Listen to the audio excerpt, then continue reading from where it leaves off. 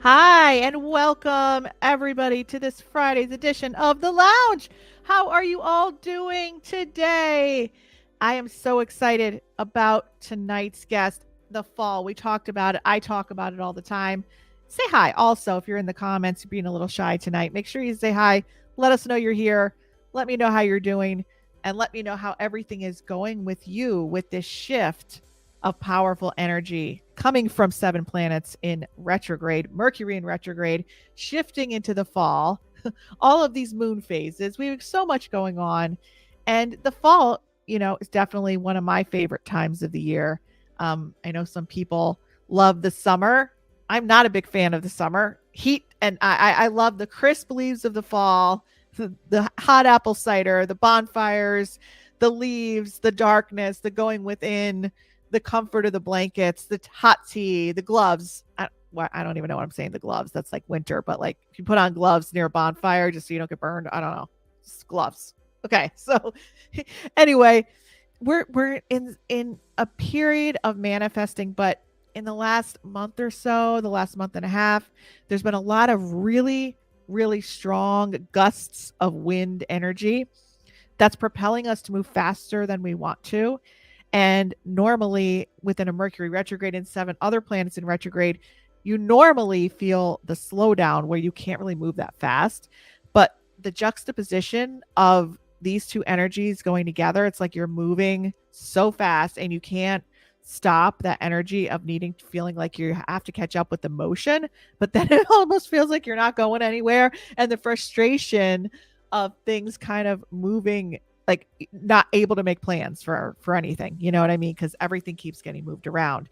So for manifesting, the most powerful time is this month, and we are in that window. So once that shifted out October 2nd and 3rd, we're now at the 14th. So it's kind of like we're really at that key window, and the window is only about 3 weeks. So you want to make sure that you are setting your intentions right now for anything that you really want to shift, anything that you really want to change. And transformation is at the highlight of this series. So we're doing a whole, we did an NDE series. This is our transformational transcendence series where you're hearing stories of people breaking those patterns, breaking those cycles, healing, and actually creating a brand new life for themselves.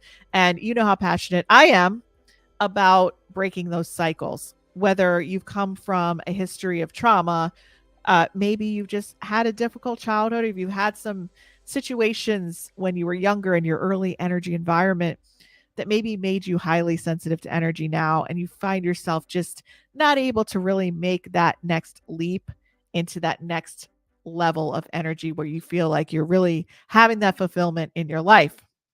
So, my guest tonight is going to be Jennifer Juvenelle, and I love Jennifer. I just got a like sense of her energy like backstage, and I'm just like, I've been back and forth with her because Jennifer actually, we booked her on the show, and then she was kind of like, oh, let me take the quiz and see what my intuitive gift is, and now she's she's taken all the courses and she's very involved in our community. So she is she's kind of involved with everything we're doing right now, and she has an amazing story, and it's a story that I believe is really critical to this time because a lot of you are finally feeling that last surge of the energy wanting to be moved from the body, transformed from maybe even a victimhood feeling of feeling victimized at some point in your life to actually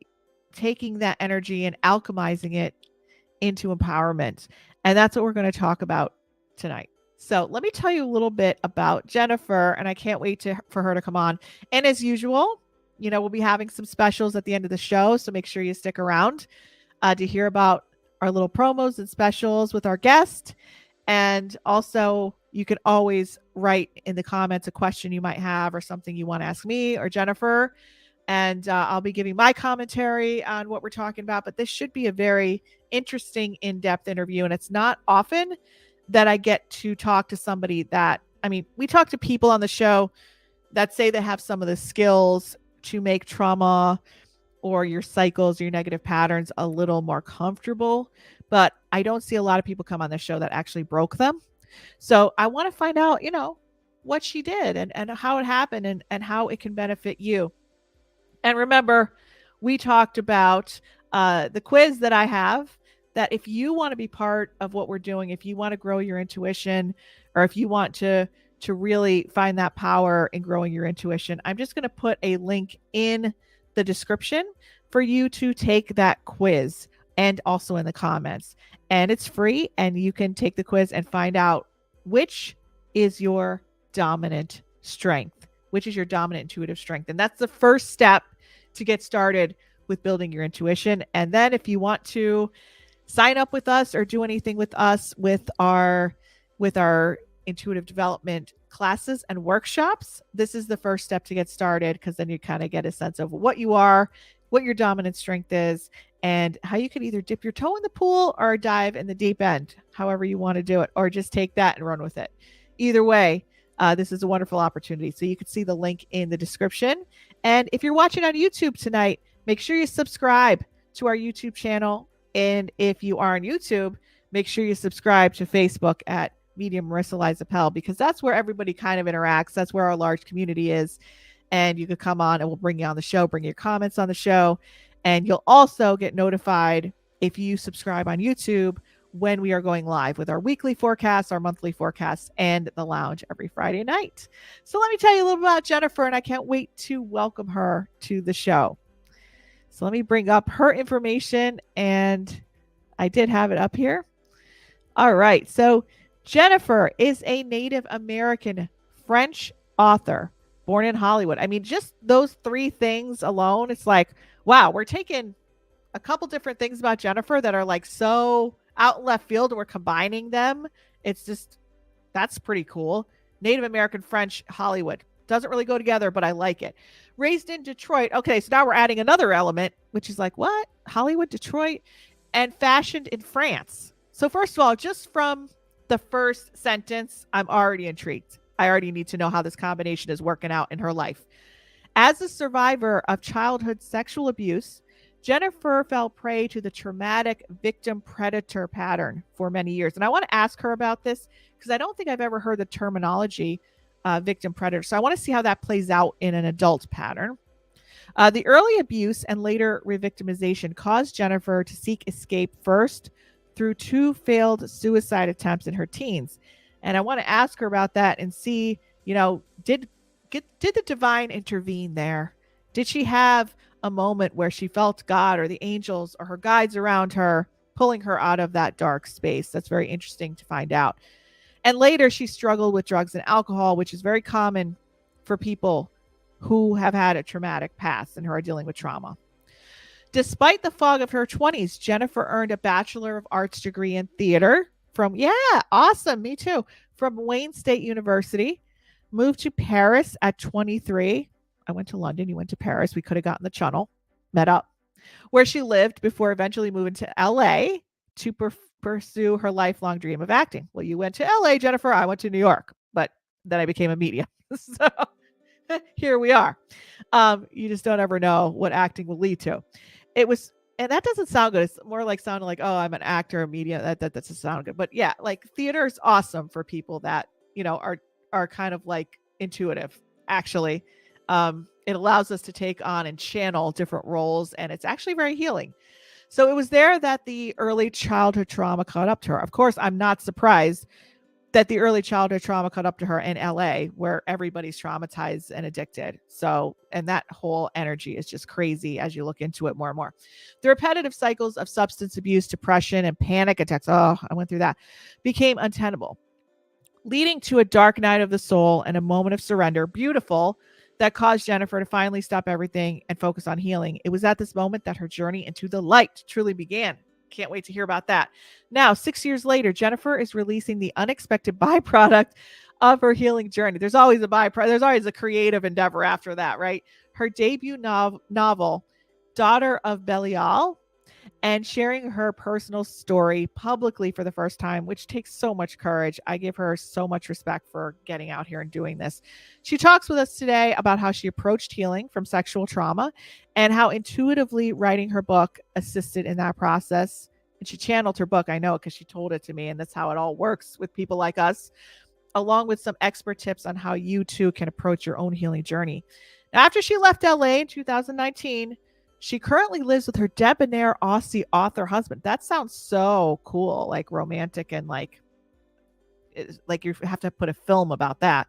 An adorable young son in a remote Mexican seaside jungle village. I mean, come on. Like, what is this? She's in LA. She's in Detroit. And now she's in a Mexican seaside village with a debonair Aussie author husband. Did you come out of a romance novel? What happened? She now splits her time. It's like crazy. Like, what is going on in her life? She now splits her time between crafting, page turning, psychological thrillers, amazing personal development, and the magic of motherhood. Gotta add being a mom in there, right? For us. Her book, Daughter of Belial, is the first in a series and explores the murky waters of family secrets, dark occult rituals, child abuse, sexual assault.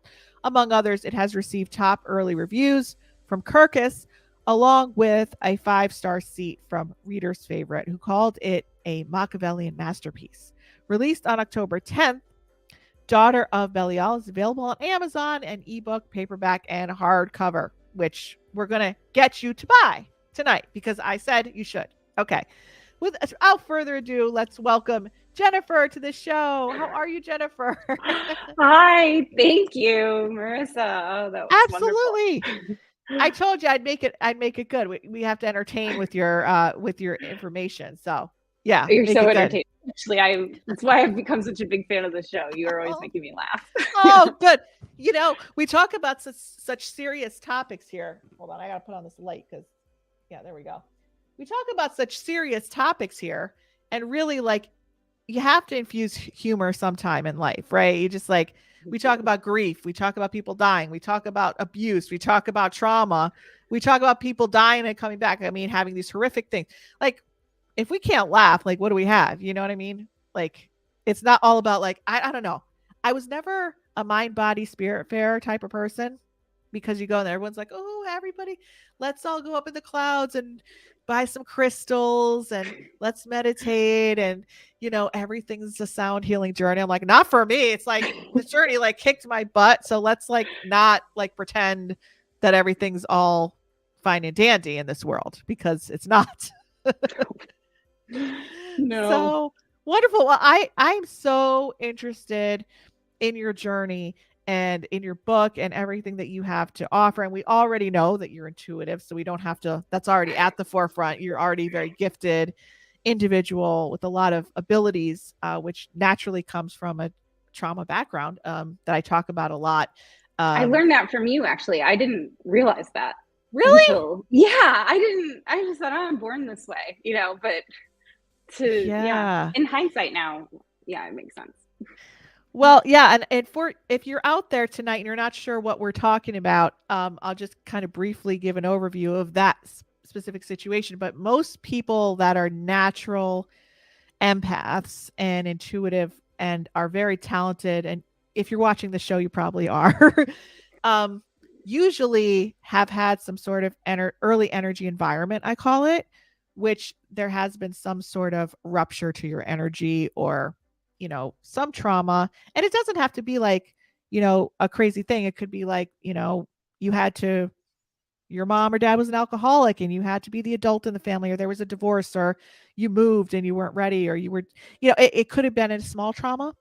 But basically, if you had to deflect energy, if you had to read energy, if you've had to get around energy early on, or protect yourself from energy of people early on in your life when you really couldn't escape it, you've developed very strong intuitive skills and talents to be able to read energy at a very early age.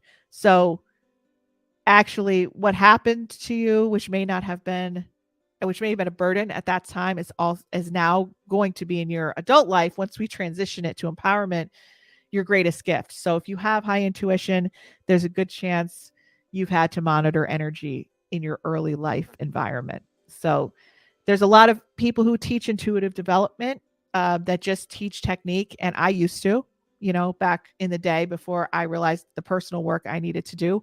But for people that are taking on energy or absorbing energy or taking on people's energy and are totally scattered all the time, it means you're not grounded in the physical body. And usually, if I teach intuitive development to people who are already naturally intuitively gifted and they have this type of early energy environment, I'm basically just putting them way out there in the cosmos and like more disconnected. So we don't want to do that. So the reason what Jennifer was talking about is just my programs combine intuitive development and that balancing of your body and nervous system. So really important for that. So important. And Yeah. you might be the only or one of the very few people out there who's teaching people intuitive, who's keeping that component in there. And it's such a key component to connect with your body, especially for trauma healing, which I'll get Yeah. to later. Yeah. Yeah. So let's hear a little bit about you, Jennifer. You, I want to know where you were at, when I want to kind of go back to your story and go back to LA when you finally made that leap and you went. And I'm sure your energy was very different then and more of like I'm going out to be like, I will only feel okay. And I went through this. I will only feel okay if, I get that recognition status or, whatever that next level of success and career was. I felt like that was like the ultimate goal. And if I didn't achieve that, I wasn't okay. And so I don't know if you felt that way when you went out to LA, like that was the main goal at that time, was to achieve success in that area of life for you. Oh yeah, I went out to Yeah. LA with, I'm finally pursuing what I'm meant to do. I've put the fear aside and I'm going to be a movie star within a year. I knew that was a Right. cliche and I still told myself that story. And then I got to LA and realized that Hollywood and that whole, like, just the sphere of that community is really not supportive for someone with trauma, and in fact can re-traumatize you. There's a lot that goes on of targeting women and children in that industry, and there's actually a lot of sexual abuse at the core of it. And I was approached a couple of times thinking it was some big opportunity, and really it was just a man trying to like have a pretty girl on his arm or trying to do something. And so I think probably that was part of what, just the lifestyle and the behavior that I was doing. I was not in alignment. When I moved to LA, like all my vices came back. I started, I've always sort of done the spiritual path, drug path dance. Yeah, right. Where I'd like tap into spirit and kind of get sober and like be on the straight and narrow. And then I would have some experiences and it would trigger the trauma in my body. And I would shut the door and seek escape in the alcohol and the drugs, and weed was my main thing. Actually, just to be stoned and numb.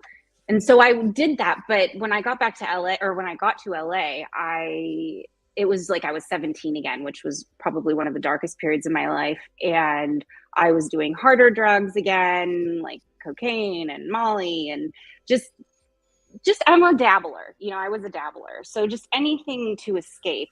And I think I had about 6 months of that, just partying and drinking almost every day and still, pursuing acting and doing all that, but at night leading a totally unhealthy life.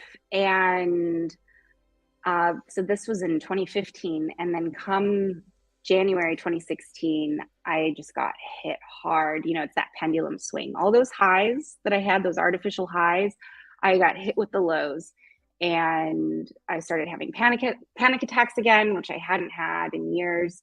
Was really depressed, having suicidal thoughts. And it led to this moment, this culmination of really, so with sexual trauma, for me, how I felt it, because I don't have, and I have some memories now, but for me, it was the inciting incident is a blocked memory, but I have very strong memories around the event and my body remembers it. And so for years I was in denial about what happened to me. I didn't want to admit to it. And I would vacillate between feeling like there was something really wrong, but my mind not being able to understand or put the pieces together. And so what the feeling was is this overwhelming sensation. Like I want to crawl out of my body, just Mm-hmm. physical agony, emotional agony, feeling broken. And so this led to that moment of just sobbing on the bathroom floor. I was alone in my apartment and I just like everything, it just was everything. And I didn't want to live anymore. I didn't want to be here. Like, why am I here if it hurts so much? I've Mm-hmm. always had a really strong sense of purpose. Like my mom instilled that in me, to that I'm here for a reason and that we have a soul purpose and that we choose to be here. But I was so lost and so in pain that I was rejecting it and I didn't want it. And so anyway, so that led to me I remember kind of sort of, I kind of think of like Stella, in my mind, I have that. It was like the universe, why am I here? If you want me to heal this, then help bring me Mm-hmm. the healer. And I got demanding, which sometimes I think you have to do with the universe. Yeah. Yeah. Yeah. You, Yeah. You have to be serious about, you you have to be do. desperate. Yeah. Mm-hmm. To be like, put that intention out there in a very, Yeah. like, I'm ready. Okay. Like, cause it's not like a foxhole prayer. It's more like fine. I'm ready. Do what you need to do. Universe. Exactly. Fine. There was something that shifted where, that wasn't my first time crying on the bathroom floor. It wasn't my Right. first time Right. Right. feeling all those things. But something alchemized in that moment where I Mhm. finally just gave up internally, like a real, I can't do this by myself. Because that's what I've been trying to do the whole time, was heal in secret. I didn't want to talk about it. I didn't want to tell anybody. Right. Right. I Right. was embarrassed. I felt a lot of shame. And so I can do this myself. I can heal myself. And I realized I can't do it by myself. I need help. Help me. And that's a lot of serendipitous events Yeah. after that. Yeah. But you know what I found with going through my own journey of um, the personal work and going through the dark night of the soul with my own trauma is it's very hard to find the right people to help with those somatic symptoms, which a lot of practitioners do not understand. And so, I mean, from the age of 16, going to doing CBT or just regular behavioral therapy up until my 20s and 30s, like that did nothing for me by talking about my problems. It really didn't stop the patterns. I didn't really understand what was wrong with me. Like you said, there was a lot of shame. Like, why are these same things happening over and over again? And why am I feeling this energy in my body when my mind is calm? Like what's that Mm-hmm. all about? And why is it like there's nothing I could do to stop that feeling? Which I found out later was a freeze response, which I didn't know what that was because when you talk about the nervous system, you hear about fight or flight, and you hear about rest and digest. So it's either you're like go, go, go, or you're resting and digesting. But there's also two other components to the nervous system, which are, collapse or Mm-hmm. dissociation and freeze, which I didn't know that freeze even existed. But it's basically when you have all that energy going on in your body and you feel immobilized and you can't move because you can't fight whatever happened to you and you can't flee it. So your body has to adapt to being in the situation and realize like there's no escaping the situation, whatever your situation was. And that could be have been for you like an overbearing parent, or you just couldn't leave your house as a child, whatever it might be. It doesn't need to be something, so crazy. Um, but that freeze response, I don't think a lot of people realize when they go into that what to do or how to do it. And it feels like panic. And then like nothing I would ever do would get me out of it. I'm like, oh man, I'll try to read a book. I'll try to take a shower. I'll try to light some sage. It does nothing for when that somatic or body response happens. So I know for me, it took a team on every level of my journey. It wasn't just one person because I always just wanted one person. I didn't want to share my life with other people, didn't want to be vulnerable. I just wanted to find one person who could solve it all. But that wasn't the case. Like I actually had to be courageous and kind of like realize when I was outgrowing one teacher or somebody working with me and needing something else. But there was a time, I think at one time there I was working with like 10 people at one time, different ways. So how did you find the right person to help you? I guess is my question after going on that little Yeah. tangent. I think you'll love the answer to this Yeah. because the answer is I found them intuitively. Of course. Of course. Of course you did.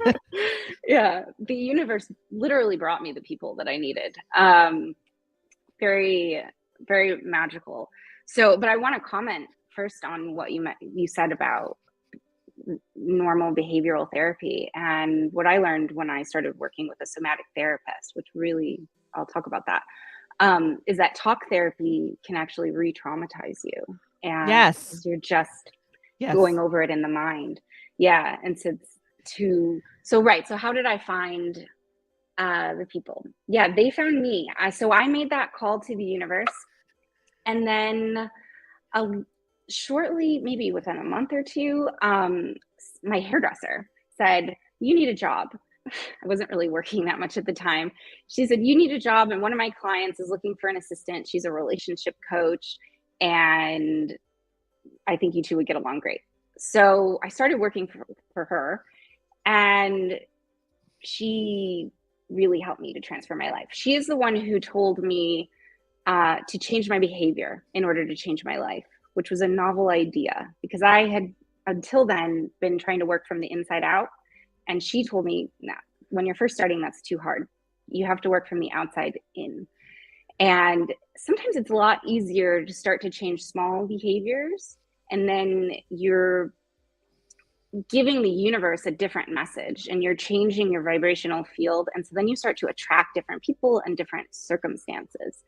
So for a time, I was in that in between where I was still attracting the, well, what I call the victim predator Yeah. pattern. Can you Yeah, get into that a little bit? Because I mean, I know what it means, like in terms of like if you're a little kid, that kind of thing. But what does it mean like when you're in adulthood? Like right. what So does for that mean? me, what it means is when we become victims, victims need predators and predators need victims. You can't have one without the other. So for me, I consider that two sides of a coin. And the victim mentality says, "I don't deserve this. This wasn't my fault. You're wrong. This shouldn't have happened to me." And all those things are true and valid, but you will never come out of victimhood if you remain in that mental trap. And if you believe that, continue to believe that. And so it might be a little avant-garde, but for me, the biggest thing was learning to take responsibility for my victimhood, and in the sense of not taking ownership of what was done to me, but taking ownership of, okay, this happened, it shouldn't have happened, but it did happen. What am I going to do now? It's my responsibility to either I can stay in the muck or I can do something with this and I can heal and I can grow and I can live a life that is not in victimhood and really find my own Yeah. power. Yeah, and I kind of want to ask you a tough question, which some people out there might also relate to this.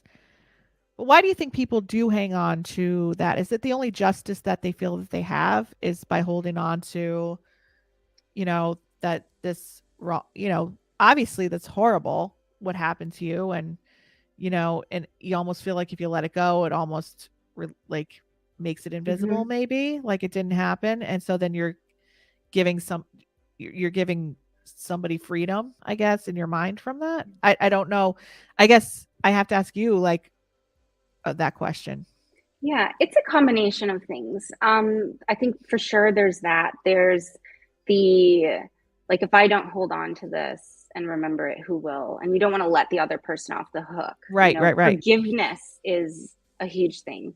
I've had to forgive Mm. the man who, well, he's actually not the man who raped me. It was my stepfather who facilitated the abuse. And he's the one that I had the stronger actual issue around. And I've had to forgive him.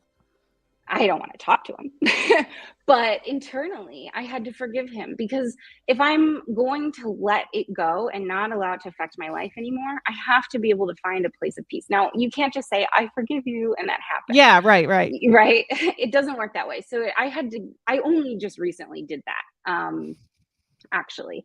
And but why do people hold on to the victimhood? So I think it's, for one thing, I think why all of the lower vibrational emotions that we carry can be so hard to let go is a disconnect from spirit, is a disconnect from knowing who we truly are, of seeing ourselves as multidimensional beings who have led multiple lives. And that it's, so sure, you get one go around in this body, maybe, I assume. Yeah. But then I start thinking about parallel lives, but I won't go into that. Yeah, You get yeah. one go around in this body, but our souls are eternal and there is no death. And that is a truth that I hold in my being and my body. And once you start to zoom out of your life and view it from a soul perspective, it's really important as a trauma victim to view your life from a soul perspective. Get into your body, but also see the bigger picture and see the different patterns and the karmic, the relationships that we have, and get curious about your life and then become an investigator. Okay, so why did this happen? Oh, maybe this is here for my growth. Maybe on a soul level, I chose to experience trauma so that I could heal from it and then talk about it and help other people, or something. That's how I view it. That's helped me. I know for people, I've had friends who are stuck in that victim mentality. That is a very hard pill to swallow. And I Yeah, understand yeah. that. It's very hard. Especially like since it's not like you're forgiving, like you're saying it's okay. I Yeah. guess I'm not getting that from you. What I'm hearing is that you're releasing the poison from your body connected to it as far Hmm. as the resentment that you're carrying. Exactly. And that Yeah. won't allow you to get closer to other people or have good relationships, or that causes you to sabotage things. Yeah. It's Yeah. really about deciding, am I going to allow someone that I hate, maybe in that Yeah. moment that I can't stand, who's a despicable person in this life, to ruin the rest of my life and make me a weak, sad individual, who continues to attract people who take advantage of me, who treat me poorly. You Yeah. know, it's honestly, for me, then the predator wins. The So predator wins how do when you you do that. really get justice? Like if you're saying, like, just for people watching, because I know some Hmm. people are going to hear this a different way than you really intend to. I know some people are going to hear I forgave this person as letting it go.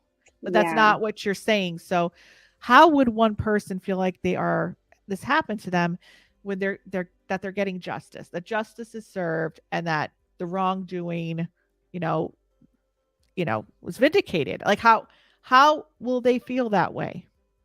Well, you have to let go of that desire for justice, actually. And this is where faith in the universe, in the divine, whatever you want to call it, in God, in a higher power comes in, and where faith and surrender to what is, which what is the reality of the situation. As long as we're in struggle and fight and in denial of what is, like, which, what I mean by what is what has occurred in your life in reality and what is occurring now, not anything in the future. As long as a person is in struggle with that, they will continue to be in suffering. Mm. So when you surrender to this happened, you accept it, and you accept that sometimes we don't see the justice. But I personally believe in divine justice and karmic justice. I just have to be patient. Mm-hmm. So, yeah. Yeah, and the people that do these things, they're obviously not uh, probably traumatized in their own right themselves, and probably aren't living the best, the best Oh, life. Like probably not a happy person, who I has done this. mean, sometimes they're just so arrogant. I mean, take my Mhm, stepfather, for example, mhm. ex stepfather, excuse me. So my mom passed away last year in Oh, I'm September, so and sorry. So sorry thank to hear you. that. Yeah. She was a wonderful woman.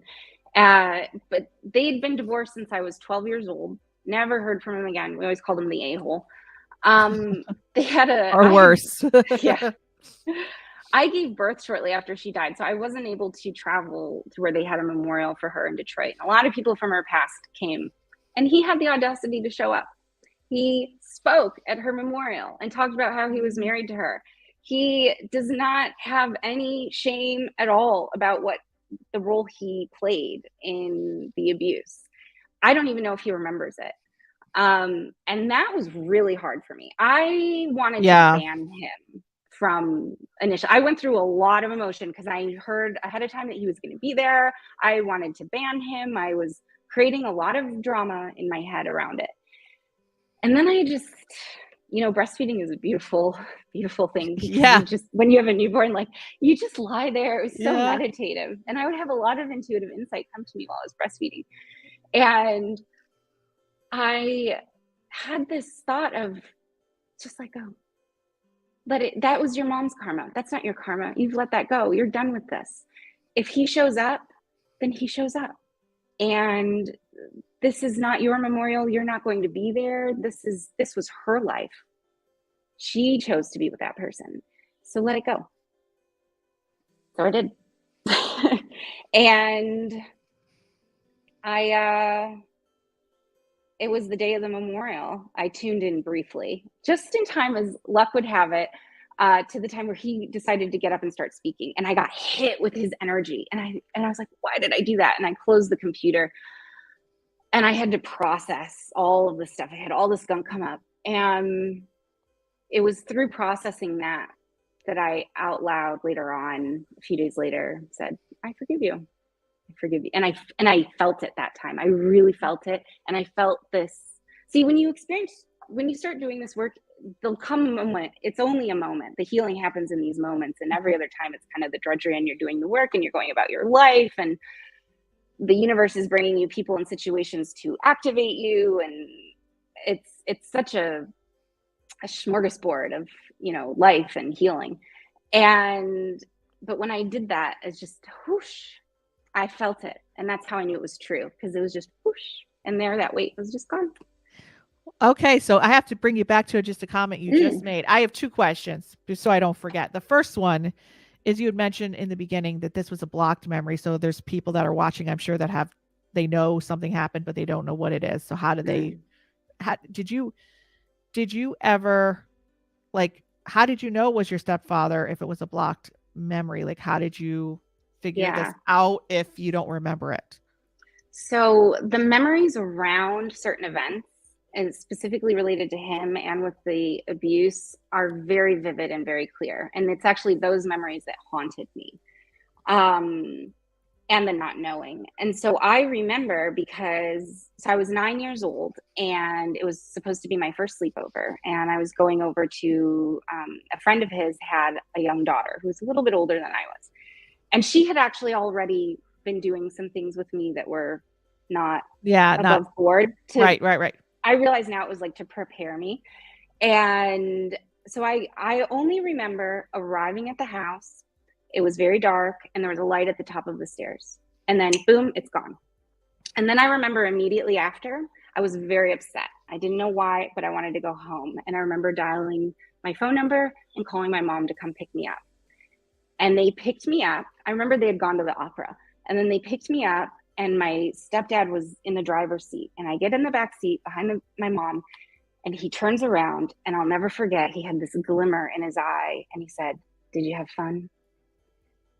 And that memory, I just knew. When I later did I knew he had a hand in it. I knew he knew what it was. And it was just a very, you just know, I have a lot of, when you're intuitive as a kid, and you've talked about this, where it's like, you ignore it, you think you don't know, or you think that you're wrong. And then later on, maybe years down the line, something happens and you're like, oh, that was true. I've worked with an intuitive healer who does psychic surgeries, and I get a lot of guidance coming in through there. And so I've had more details come through channeling in that way. Not the full details, but it was confirmed to me. And you just know, I mean, a medium or an intuitive can tell you something. If it doesn't resonate, then you just leave it. But I knew in my bones when she said, he knew and he facilitated. And then I was actually able to go back and see our past life occurrences and relationship and see that this was something he's done before. where he likes to facilitate the abuse of people. Um, so I know, and I can't prove it. I couldn't take him to court. I can't prove it in 3D, but I know. Yeah. And so when you said like the universe presents us with opportunities and people that trigger us, why do you feel that? Because a lot of people are who may have had blocked memories, and like there's a lot of memories, and I'm sure like fragments have come up in your mind, at times, like there's fragments and you don't really know how to put them together. And you've probably played out certain patterns which kind of like, oh yeah, like somebody who's been sexually abused would probably do this. But when you talked about like part of the healing process of people being sent to you to trigger you, I know that a lot of my clients are in that state, and a lot of people that watch this show talk about that. Why does the universe do it? And what's the next step after that? Like, how can we break through that? Well, I won't be so arrogant as to answer for the universe. But Yeah, right. For yourself. I will say my understanding of it, and this helps. I like to adopt philosophies and ways of thinking that make me feel empowered. If it makes me feel weak or disempowered, then I've learned that is probably not true. It's probably a lie. So I believe the universe brings us, or life, whatever, brings us these people for our growth, so that we will make a different choice in that moment. And until we break the pattern, we're going to keep repeating it, so that we can learn, we can recognize, become aware of it, learn why we're doing it, and then break it. A really great example of this is I realized about midway through my healing cocoon that I was on when I was really focused on this, and that I had an asshole nice guy pattern of dating, where I would go for I'm allowed to say that. Yeah, I would That's go fine. for I'd go for the asshole, the alcoholic, the atheist, the guy who's gonna treat me like crap. Yeah. I would go for him, and I'd have so much fun, right? So much fun, until I got burned. And a lot of pain. A lot of pain. A lot of pain. Crying again on the bathroom floor. Yeah, favorite place to right. cry. And then I would pick somebody who felt safe, who felt nice, who was like was really enamored with me and gave me so many compliments, and I was so uncomfortable. I hated it. Yeah, you were so unattracted to him. Yes, and didn't feel that connection. The asshole. Yeah. Yes, I would become the asshole, and then hurt that person. Yeah. And it was another one of these moments of just when you talk about this, it's that like automatic tasks. That's always when the insight comes in. I was walking my dog and thinking, just having this roll through, and I go, oh my God, they're the same person. It's again, victim predator, asshole nice guy, not a real nice guy, because he's picking me, at this moment where I'm not aligned, and he's subtly wanting things. I'm not talking about a true good man, like I'm married to now. I'm talking about like the guy who presents as nice, but really energetically, he's really needy or doing some things subversively. That's what I was doing, and then hurting them. And I realized, oh, this is the same person, and I'm attracted to them. This is a chemical reaction. So that was a pattern I didn't know I was playing out. And then once I became aware of it, because you can only heal once you're aware, I became aware of the pattern, and then I realized I'm biologically attracted to the person that I don't actually want to be with, that I don't desire for my life. And so how did I solve that? I decided I'm going to stop. I'm going to stop looking for men. I'm going to stop being with partners. For me, I chose men, but being with men, and until I can become biologically attracted to the right kind of person. And that lasted almost 2 years before I ended up marrying my husband, who I had known all along and disregarded because he was wait a minute. What do you mean you knew all along? Like, oh yeah, I met him right after I moved to LA. That's the funny part about the universe. I met him, and we had an amazing phone conversation, talked for like an hour. I had just gotten out of a relationship and was a mess. Not because of that, but just I felt free, and last thing I wanted to do was go into something else. And I couldn't put my finger on him. He was just asking me questions about myself and didn't seem to have an angle. And I didn't understand. What, are you just genuinely interested in me? Yeah, You're not trying what to do you sleep want? with What do you me. want? Yeah. What's wrong with you? Yeah, what's wrong with you? You're really weird. So I blew him off. I said, I'm not ready for this. I don't, but he was very persistent, and we eventually became friends. And in 2020, just things shifted. So how did you become attracted to a person where normally you would not feel a spark for that type of energy because it's so foreign from what you're familiar with? How did you actually end up being physically attracted to him? Not to say like, I'm not talking about looks, I'm talking about chemically. Yeah. Energetically. Honestly, it was spontaneous. We became, as the years went on, we became closer friends. So we got to really know each other through distance, because we didn't live in the same city anymore. And we got to know each other on an emotional level and a mental level. And I knew him as a friend, and I felt safe with him already. I think that's really, really important, to feel safe and to not be bombarded with the sexual right away, with the physical. Yes. Right. Because the tendency, and I'm guilty of this, is you get really excited, you get amped up, and you have that chemistry, and you just want to dive in. And then as soon as you become physical in that really intimate way, all of a sudden, all the getting to know you thing goes out the window. Anytime you start kissing, it tends to automatically go to sex. And when you have sexual trauma, that's not healthy. You have to feel safe. You will never feel safe with a person if you don't really feel emotionally safe that that person values your heart and your soul and cares about you. So I had that basis with him already. And then in June 2020, he was in Toronto and he moved back to Australia, and we just wanted to connect, like a friendly FaceTime. And he popped up on my screen. Oh, and I should say, that morning I had done a meditation of, like, when you see your twin flame, you'll recognize him. And I don't even know why I did that morning. Yeah. So then he popped up on my screen, and it was just a switch flipped inside me. And I just had the thought, oh, wow, he's quite attractive. Never thought he was attractive before. Now, my question to you is, because I also deal with a lot of clients who are presented with their friends like set them up on like the right guy on paper after they had the jerk. Yeah. And they just can't, like, when a man like treats them really well, kind, it's good to their heart, like you're talking about, it's like almost they feel icky about getting into that physical relationship. So did you have that happen to you where you felt like repulsed?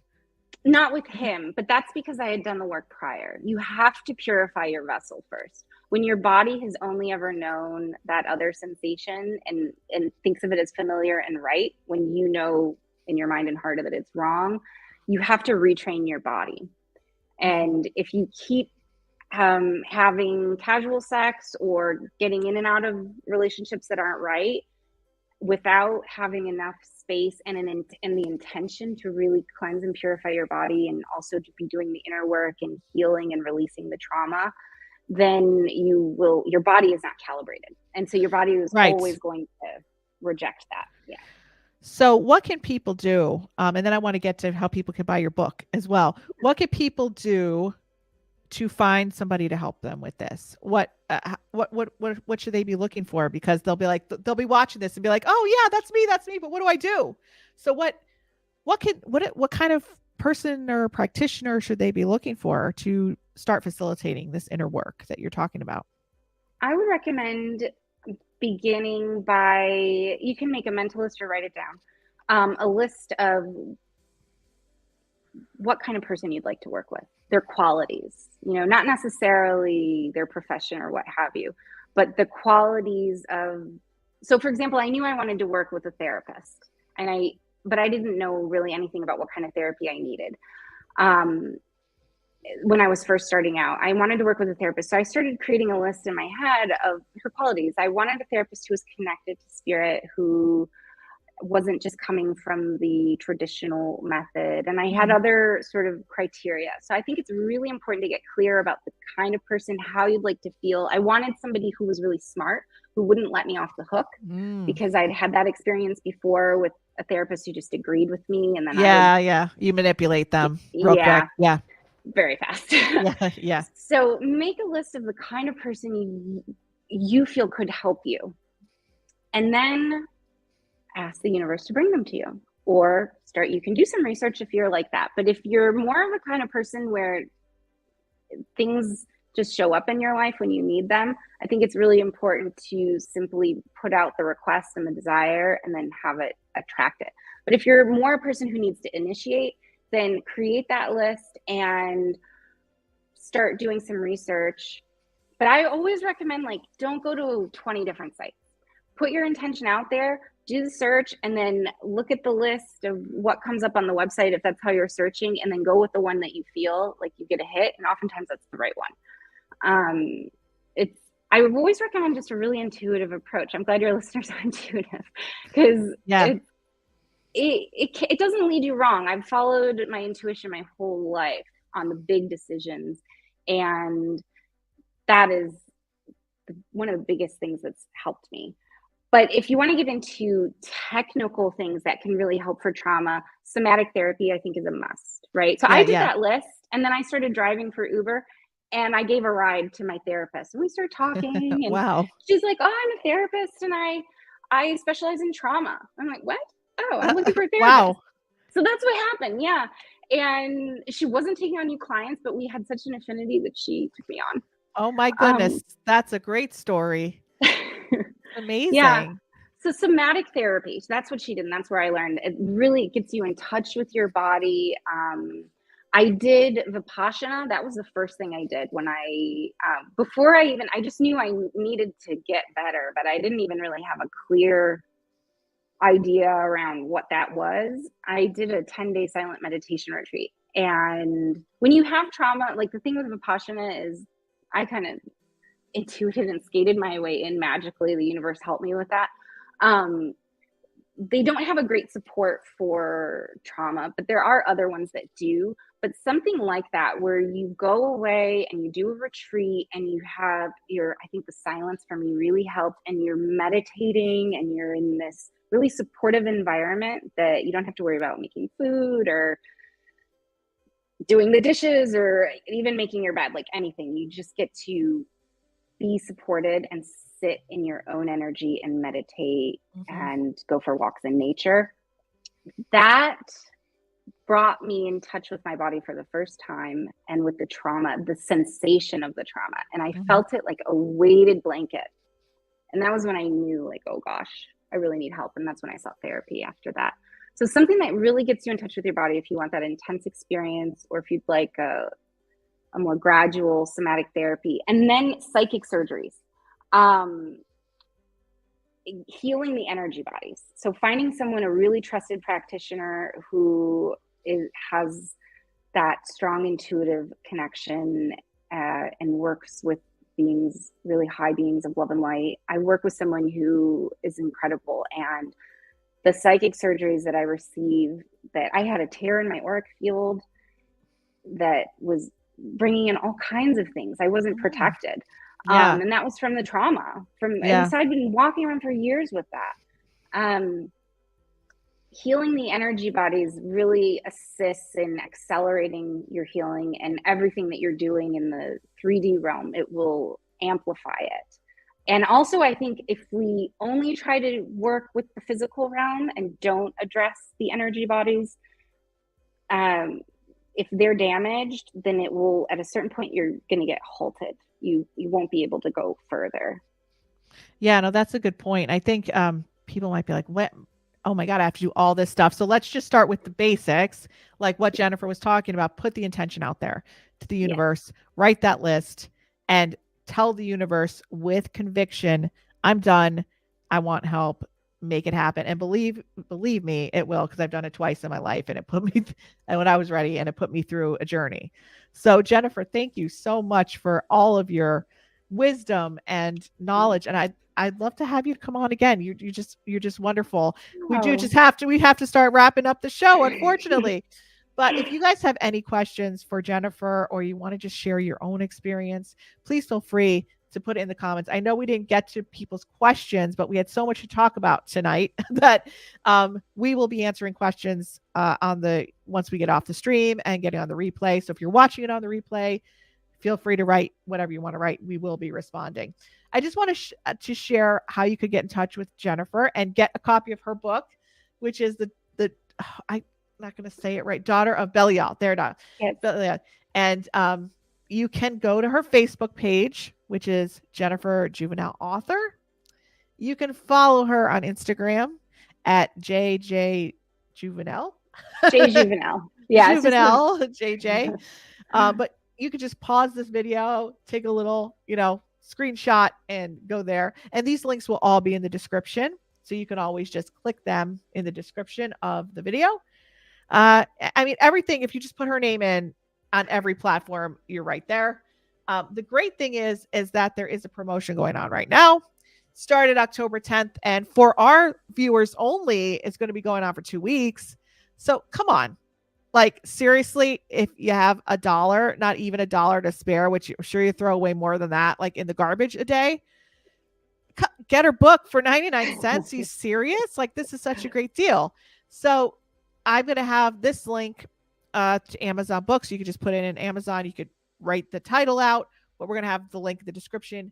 Get the book for 99 cents. I mean, please, this is great stuff. Jennifer, is there anything else you want to say about your book or about you that I didn't kind of promote that you think would be important for people to know? Yeah, I'd like to reiterate the importance of intention and humility. If you approach your desires in life with, and especially for healing, with a pure intention and humility, magic happens. And find outlets.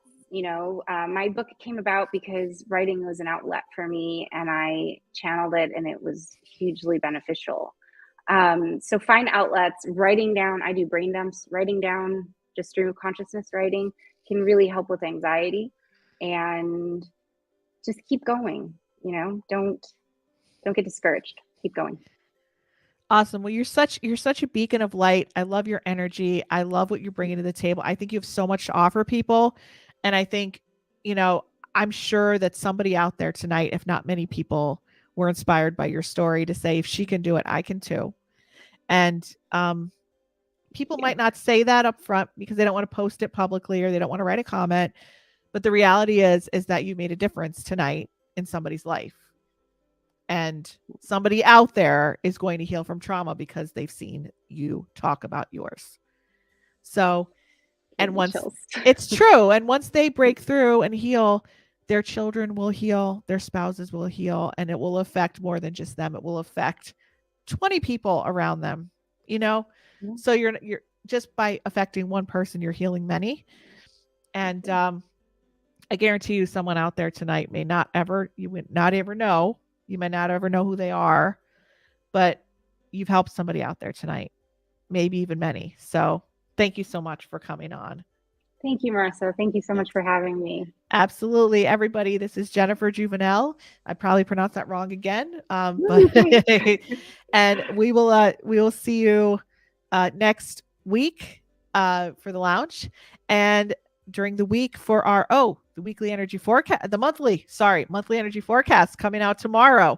If you're not on my email list, get on that. I go over every day of the month and talk about the key energies and what you should be expecting for the best days to make your decisions in the areas of love, romance, career, finance, all those things. Make sure that because timing's everything with energy, make sure that you're getting on my email list. The link is in the description of the video.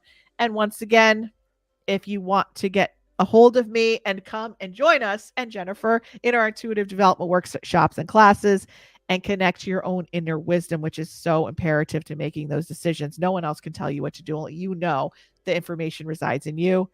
Find out what your strength is. What's your intuitive superpower? Take the quiz. Links in the description. And we thank you so much for joining us on the lounge, and we'll see you next week. Bye, guys.